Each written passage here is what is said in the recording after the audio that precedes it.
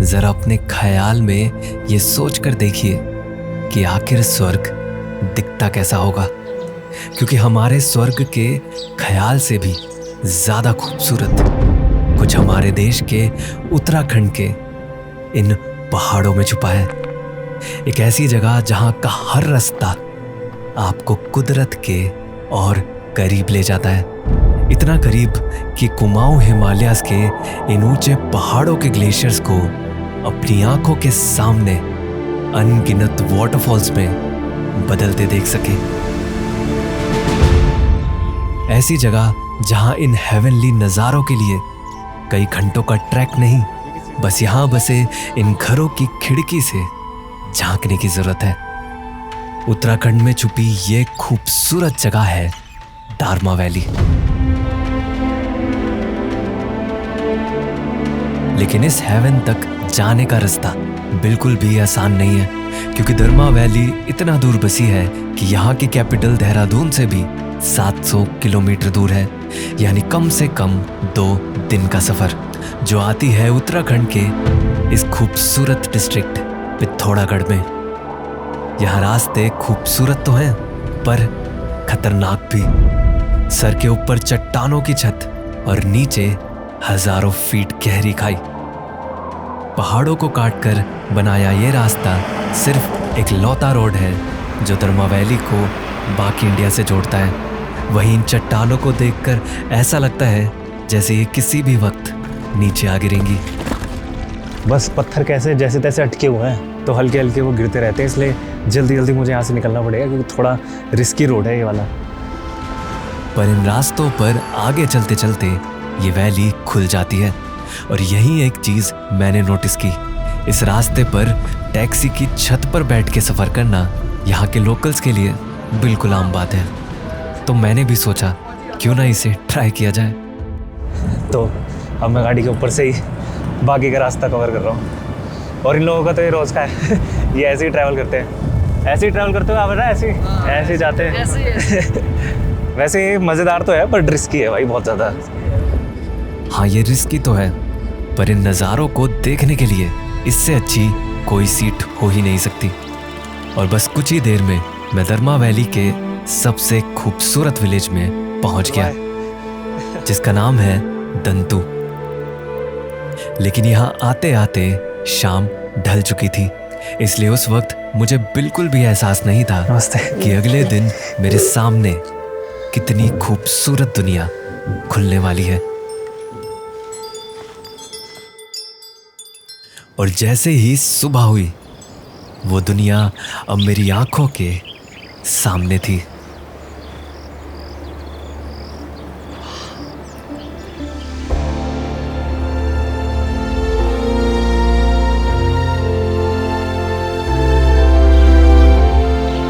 यार मुझे बिल्कुल भी विश्वास नहीं हो रहा है यार, सच में बिल्कुल भी विश्वास नहीं हो रहा है। जब मैं यहाँ रात को लेट आया था और कुछ नहीं दिख रहा था, तो मुझे कोई आइडिया नहीं था कि मैं इस खूबसूरत जगह में बैठा हूँ यार।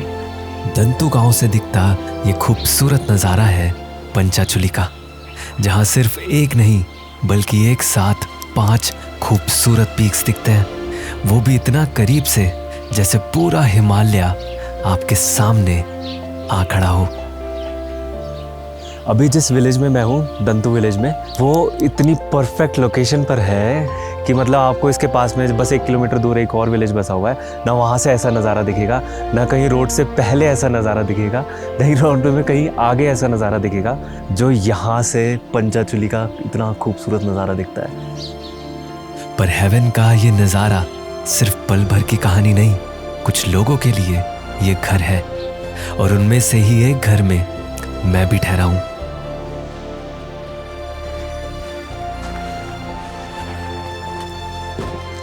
तो यहीं के एक लोकल घर में रुका हुआ हूँ मैं, जो कि बाहर से पत्थर के हैं और अंदर से कुछ ऐसे दिखते हैं।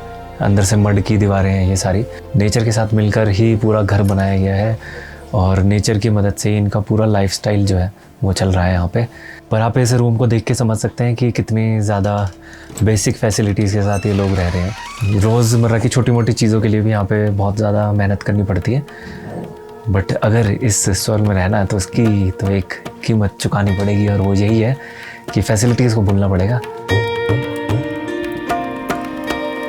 अगर फैसिलिटीज की बात करें तो यहाँ गांव तक आने की रोड तो है, पर उसमें टरमैक यानी बजरी नहीं है। गांव में बिजली के लिए डीजल जनरेटर तो है, पर उसकी तारों में बिजली नहीं है। नेटवर्क के लिए यहाँ टावर तो है, पर उसमें सिर्फ कॉलिंग है, इंटरनेट नहीं है। लेकिन यहाँ के लोगों ने हर चीज का खुद जुगाड़ निकाला है। इलेक्ट्रिसिटी के लिए हर घर में सोलर पैनल्स हैं, जो बैटरी को चार्ज करके यहाँ थोड़ी बहुत इलेक्ट्रिसिटी पहुँचा देते हैं, पर इतनी भी नहीं कि यहाँ इलेक्ट्रिक गीज़र चल सके। इसलिए यहाँ कुछ इस तरह का गीज़र होता है। ये पानी गर्म करने के लिए, जैसे कोई नहाने वाने का पानी हो, ये एक तरह से गीज़र का काम करता है, जिसमें लकड़ी से पानी गर्म होता है। तो एक तरह से इसमें अंदर एक तंदूर का सिस्टम है, तंदूरी गीज़र है एक तरह से। मतलब कितना मुश्किल है यहाँ पे सर्वाइव करना कि पानी ऐसे बार बार लकड़ी डाल के गर्म करना पड़ता है। आप सोच रहे होंगे कि यहाँ सोलर गीज़र क्यों नहीं है, क्योंकि वो यहाँ के लोगों के लिए महंगा पड़ता है। इंटरनेट के लिए तो यहाँ बहुत सही जुगाड़ है। दंतु विलेज से कुछ किलोमीटर दूर इन लोगों ने एक ऐसा स्पॉट ढूंढ निकाला है जहाँ इंटरनेट आता है। ये क्या कर रहे हो भैया? ये मोबाइल नेटवर्क वहीं पकड़ता है, तो इसलिए यहाँ फ़ोन रख के छोड़ देते हैं। फोन लगे छोड़ दे, मैसेज ऐसे उसमें आता है ना, नेट चलता है। अच्छा अच्छा। तो यहाँ पर नेटवर्क का बहुत ज़्यादा इशू रहता है, तो इसलिए जहाँ नेटवर्क आता है वहाँ ऐसे लिख देते हैं कि अरे भाई नेटवर्क इधर है। और नीचे आप देख रहे हो कि फ़ोन रखे हुए हैं लोगों ने, यहाँ पे डाउनलोडिंग वगैरह चलती है, या फिर किसी को कुछ भेजना हो तो ऐसे चल रहा है यहाँ पे। इंसान की बनाई फैसिलिटीज यहाँ बेशक कम हो, पर नेचर का दिया यहाँ सब कुछ है। खूबसूरत हरियाली और खेती के लिए बढ़िया ज़मीन, साफ हवा और साफ पानी भी। अब यहाँ फैसिलिटीज़ चाहे कितनी भी कम हो, पर यहाँ टैप वाटर डायरेक्टली पी सकते हैं, और ये फैसिलिटी सिटीज़ में नहीं मिलती। पर हम लोग तो साफ पानी के लिए वाटर प्योरीफायर, साफ हवा के लिए एयर प्योरीफायर और अच्छे टेम्परेचर के लिए एसी लगाकर उसे लग्जरी बुलाते हैं। पर असली लग्जरी ये है या वो, ये फैसला मैं आप पर छोड़ता हूँ।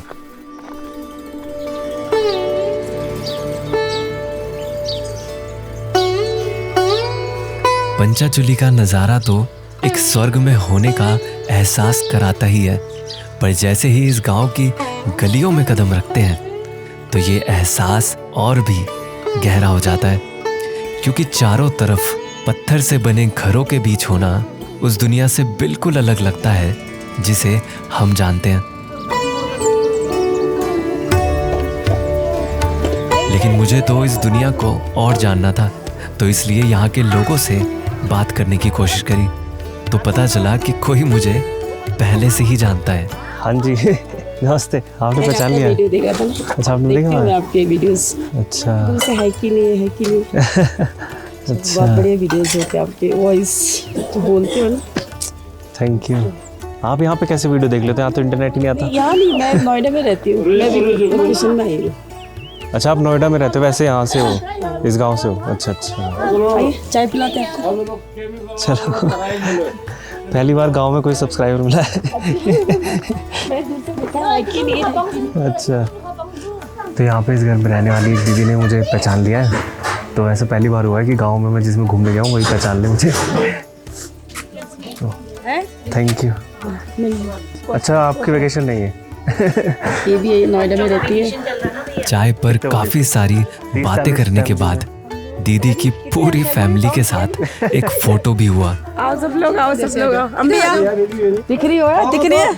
यही तो वो पल हैं जो इस सफर को और भी खूबसूरत बना देते अच्छा हैं। लगा आप सबसे मिलकर, थैंक यू। नमस्ते नमस्ते। और फिर यहाँ से विदा लेकर मैं पहुंचा यहाँ के सब्जियों के खेतों में।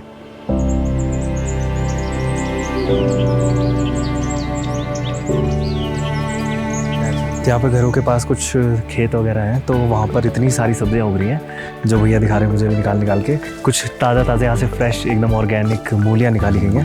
अरे वाह, मूली है ना? और कुछ लहसुन निकाल रहे हैं वो। तो यहाँ पर ही अपनी पर्सनल नीड के हिसाब से सब्जियाँ उगाते हैं और फिर बाज़ार जाने की ज़रूरत ही नहीं है।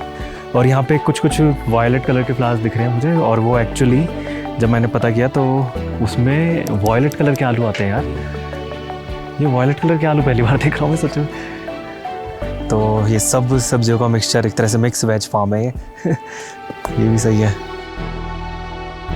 वैसे भी जब आप एक इतनी रिमोट जगह पर रहते हैं तो अपना खाना खुद उगाना एक ऑप्शन नहीं बल्कि ज़रूरत बन जाता है। लाओ मैं करूँ। क्या बात है, मेहनती हैं काफ़ी आप भी। हाँ, यहाँ के लोग मेहनती है। पहाड़ में जो भी रहते हैं सब मेहनती होते हैं। जहाँ दूर दूर तक ना कोई पब्लिक फैसिलिटी है ना कोई हॉस्पिटल, तो ये लोग जानते हैं कि यहाँ एक दूसरे का साथ ही सबसे बड़ी ताकत है। इसलिए आज भी ज़्यादातर लोग जॉइंट फैमिली में रहते हैं। शायद इसी अपनेपन ने सिर्फ इनके घर ही नहीं, इनकी पहचान भी संभाल कर रखी है। चुंगबाला, जो दरमा वैली में रहने वाले लोग यानी रंग ट्राइब की एक खूबसूरत ट्रेडिशनल ड्रेस है, जिसकी खूबसूरती की झलक यहाँ घरों की दीवारों पर भी दिखती है। पर मैंने यहाँ सिर्फ इनका कल्चर ही नहीं जाना बल्कि यहाँ की थोड़ी लैंग्वेज भी सीखी। ये इनका नमस्ते कहने का स्टाइल है रंग कम्युनिटी का, तो नमस्ते कर रहा हूँ मैं उनको एक तरह से। जैनुला। जैनुला। Okay, thank you. लेकिन मैं सिर्फ दंतु गांव तक आने के लिए ही नहीं आया था, बल्कि मुझे तो यहाँ से दिखते उन पहाड़ों के सबसे करीब जाना था। पर क्या इन पहाड़ों के और करीब जा भी सकते हैं? अभी तक वीडियो में आपने सुकून तो महसूस किया ही होगा। अभी तो आगे और भी सुकून आपका इंतज़ार कर रहा है, लेकिन ये जो सुकून है ना, उस तक आपको ले जाने में मेरी मदद कुछ आर्टिस्ट भी कर रहे हैं, जिनमें से कुछ अपने इंडिया के म्यूज़िक कंपोजर्स हैं जो एकदम वैसा म्यूज़िक बनाते हैं जैसा मुझे चाहिए होता है। अगर आपको भी इनका म्यूज़िक या इनके जैसे टैलेंटेड दुनिया के हज़ारों आर्टिस्ट का म्यूज़िक अपनी वीडियोस में यूज़ करना है, वो भी रेस्ट्रिक्शंस फ्री, सबसे अफोर्डेबल प्राइस में, तो वो बस आपको यहाँ मिलेगा एपिडेमिक साउंड पर। इनके AI असिस्टेंट से अपनी ही लैंग्वेज में चैट करके बस इतना बताओ कि किस मोमेंट के लिए म्यूज़िक चाहिए, फिर ये खुद सही म्यूज़िक ढूंढ देगा। लेकिन एक सिनेमैटिक वीडियो की पहचान सिर्फ उसका म्यूज़िक नहीं, उसके साउंड इफ़ेक्ट्स भी होते हैं, और वो भी आपको यहीं मिल जाएंगे। लेकिन मेरे डिस्क्रिप्शन के लिंक से आपको ये सब कुछ 90% ऑफ पर मिलेगा। एक बार ट्राई तो करो, वीडियोस की क्वालिटी में डिफरेंस अपने आप दिखेगा। जिस दिन मैंने पंचाचुली को पहली बार देखा था, तभी फैसला कर लिया था कि एक दिन इनके सबसे करीब जाऊंगा। पर इन पहाड़ों तक जाने के लिए एक ही रास्ता है, पंचाचुली बेस कैंप ट्रैक।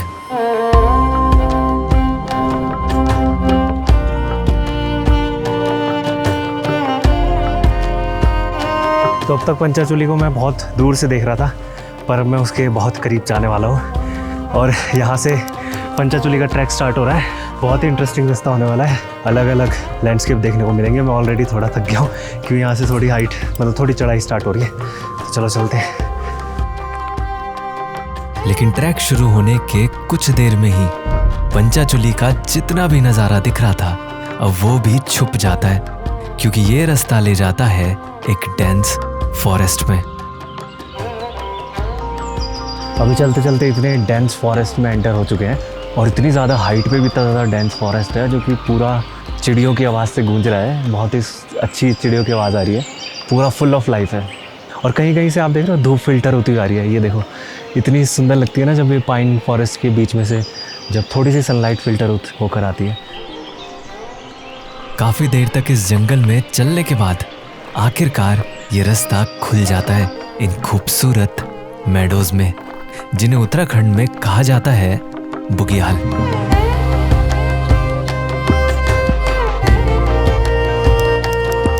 इन मेडोज की ये हरियाली सिर्फ खूबसूरत नहीं बल्कि काफ़ी कंफर्टेबल भी है। तो ये मेडो में जो हमें घास दिखती है, ये घास का बहुत अच्छा यूज़ करते हैं लोकल्स, क्योंकि ये इसको गद्दे में डाल देते हैं सुखाकर, तो ये एक बहुत अच्छा कंफर्टेबल मैट्रेस तैयार कर देती है। तो एक बार ट्राई करता हूँ कितनी ज़्यादा कंफर्टेबल है इस पे लेट के। ये सच में कंफर्टेबल है यार।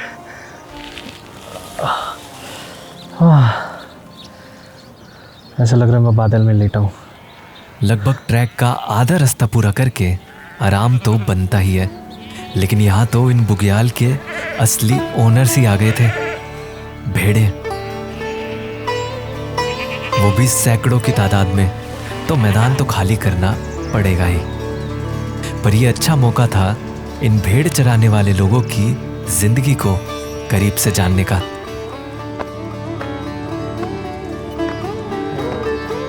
अच्छा, तो कई दिनों के लिए निकले हो मतलब है? 3 माह के लिए निकले। 3 महीने के लिए निकले हो? ओह, तो 3 महीने आप ऐसे ही इन बुग्यालों में घूमे रहोगे हैं?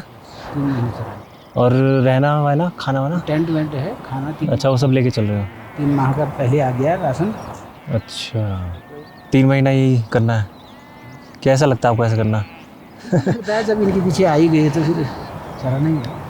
मतलब अच्छा लगता है या फिर क्या बस मजबूरी में करने को? कैसे नहीं, अच्छा नहीं लगता। अच्छा लगता है? हाँ, इनके साथ सुकून तो होगा ना? सुकून है। खैर सिर्फ सुकून के लिए तो कोई ये काम नहीं करता, तो शायद थोड़ा सुकून और थोड़ी मजबूरी इनके इस सफर की वजह होगी। लेकिन सफर पर तो अभी मैं भी निकला हुआ हूं और हर बढ़ता कदम मुझे मंजिल के करीब ले जा रहा है। बस मेरी मंजिल अब दिखने ही लगी थी।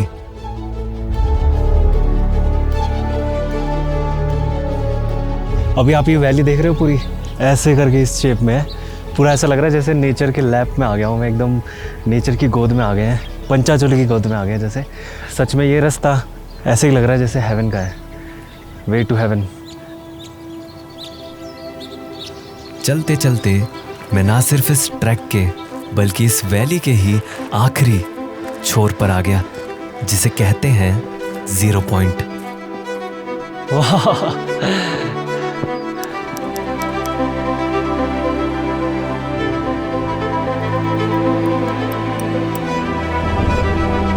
अब मैं पंचाचूली के इतना करीब आ चुका था कि जो दिखा उसकी तो मुझे उम्मीद ही नहीं थी।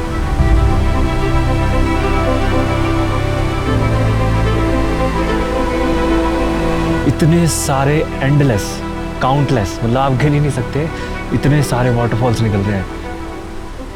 मतलब मैं इतनी सारी जगहों पे ट्रैवल किया है पर कभी भी मैंने एक साथ इतने सारे वाटरफॉल्स नहीं देखे। और इनसे फ्रेश वाटर तो क्या ही हो सकता है जो डायरेक्ट एकदम ग्लेशियर से पिघलते हुए बन रहे हैं। सामने कितना खूबसूरत वाटरफॉल दिख रहा है ना, मतलब वो देख के मुझे ऐसा लग रहा है कि वो रियलिटी है ही नहीं, वो कोई जैसे VFX है, कुछ किसी ने क्रिएट किया हुआ है। अनबिलीवेबल है ये वाटरफॉल्स।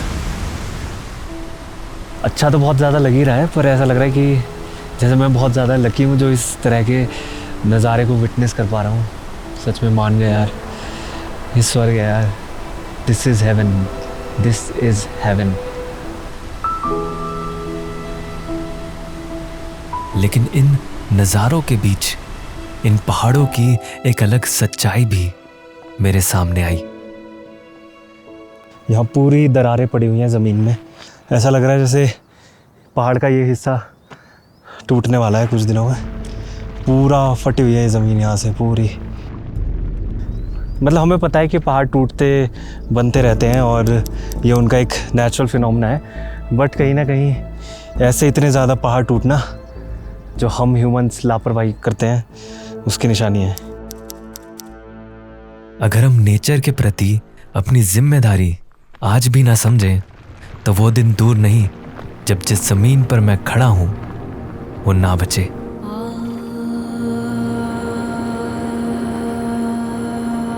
ये पहाड़ हैं तो हम हैं, अगर ये नहीं तो हम भी नहीं। ये सिर्फ खड़े नहीं हैं बल्कि ये संभाले हुए हैं इस गांव को, इन नदियों को। आपके घर में जो पानी आता है, आप जो खाते हैं, हमारी हर चीज़ जुड़ी हुई है इनसे। तो इसलिए आपसे हाथ जोड़कर रिक्वेस्ट कर रहा हूँ कि अगर आप यहाँ आएँ तो यहाँ गंदगी ना फैलाएं। इन जगहों का ध्यान रखना सिर्फ ज़रूरी नहीं बल्कि जिम्मेदारी है हमारी, हम सबकी। और अगर आप यहाँ आएँ तो अपनी जिम्मेदारी निभाएं।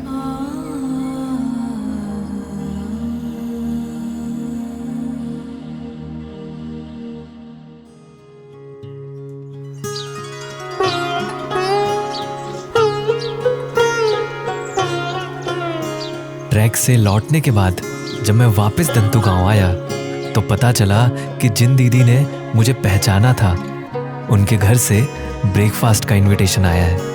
नमस्ते नमस्ते। सब्सक्राइब। हाँ पुष्पा जी। हाँ जी हाँ। हाँ भैया अच्छा अच्छा, थैंक यू। तो दीदी ने मुझे खाने पे ब्रेकफास्ट के लिए इनवाइट किया है, तो यहाँ पे ये लोकल खाना है मेरे सामने। तो ये क्या है भैया, ये वाली चीज़? पैनकेक है, बकवीट के पैनकेक है। अच्छा, कुट्टू का पैनकेक है जो यहीं उगता है कुट्टू? ओह, कुट्टू यहाँ सबसे ज्यादा उगने वाली फसल है और काफी ज्यादा हेल्दी भी, तो इसलिए यहाँ के ट्रेडिशनल खाने में उसकी अहम जगह है। अब यूं तो ना ये फैमिली मुझे अच्छे से जानती थी ना ही मैं इन्हें, फिर भी इन्होंने जिस अपनेपन से मेरा स्वागत किया उससे एक बात समझ आती है, कभी कभी आपका व्यवहार ही आपका असली परिचय होता है। बहुत अच्छा लगा, थैंक यू सो मच। बस फिर मैंने यहाँ से विदा ली। हाँ फिर से आऊँगा ज़रूर। पर शायद दंतु से मुझे एक अधूरी ख्वाहिश के साथ ही जाना पड़ेगा, क्योंकि अब तक पंचाचुली का सबसे खूबसूरत नज़ारा सनराइज मुझसे छुपा हुआ था।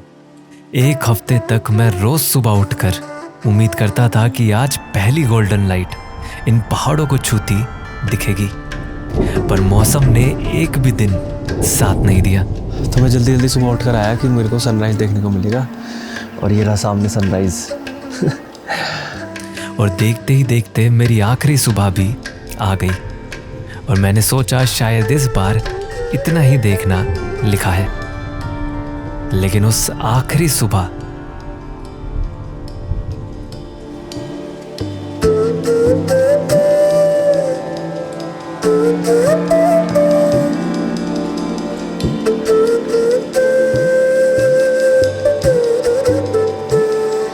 मतलब इस नज़ारे ने, पंचाचुली ने मुझे ये सोचने पे मजबूर कर दिया है कि मैंने इससे खूबसूरत पहले कभी कुछ देखा है।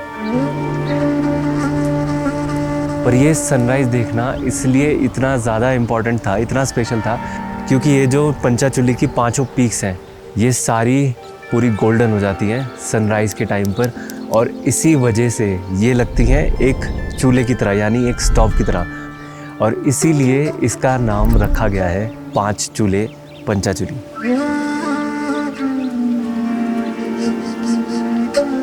एक हफ्ते तक मुझे लगता रहा कि मैं सनराइज का इंतजार कर रहा हूं, पर शायद सनराइज मेरा इंतजार कर रहा था, उस पल के लिए जब मैं उसकी असली कीमत समझ सकूं।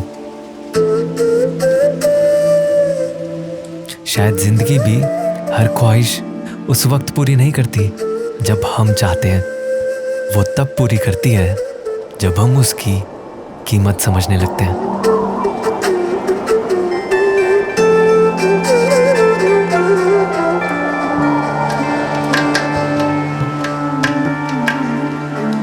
इस सफ़र के दौरान हमारी YouTube फैमिली के कुछ लोगों से भी मुलाकात हुई। आप भी घूमते रहिए, क्या पता अगली मुलाकात आपसे ही हो।